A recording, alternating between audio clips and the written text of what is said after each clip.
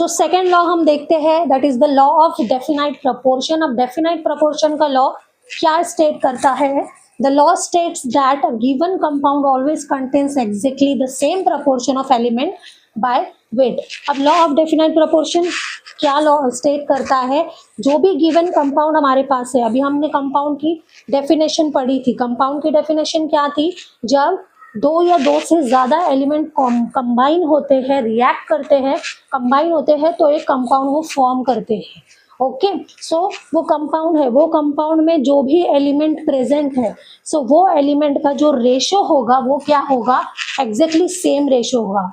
For example, अगर मेरे पास एक नेचुरल सैंपल है, एक सिंथेटिक सैंपल है, ओके, सो वो दोनों सैंपल जो है, वो दोनों जो नेचुरल कंपाउंड और सिंथेटिक कंपाउंड, ये दोनों मेरे पास है। सो कंपाउंड का मतलब दो या दो से ज़्यादा एलिमेंट से मिलकर बनना।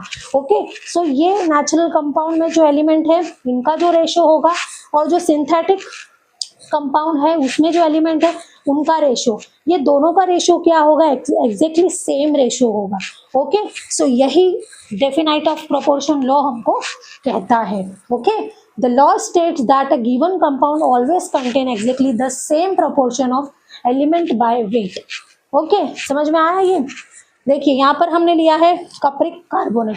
अब कप्रिक कार्बोनेट है, उसका नेचुरल सैंपल है, उसमें परसेंटेज ऑफ कॉपर कितना है? 51.35। हाँ, ये नेचुरल सैंपल का है। उसी तरीके से सिंथेटिक सैंपल मतलब बनाया हुआ सैंपल। ओके, सो उसमें भी जो परसेंटेज ऑफ कॉपर हमको लेना पड़ेगा वो 51.35 रहेगा। ओके, उसके बाद नेचुरल सैंपल में कप्रिक कार्बोनेट में ऑक्सीजन का परसेंटेज कितना है? 9.74। सिंथेटिक सैंपल में भी सेम है रेशो 9.74। परसेंटेज ऑफ कार्बन देखेंगे तो 38.91, एंड सिंथेटिक सैंपल में भी अगर देखेंगे परसेंटेज ऑफ कार्बन, सो उसमें भी है 38.91। ओके, सो इसका मतलब क्या होता है? जो कंपाउंड में जो एलिमेंट प्रेजेंट होते हैं उनका जो रेशो होता है वो एग्जैक्टली सेम होता है।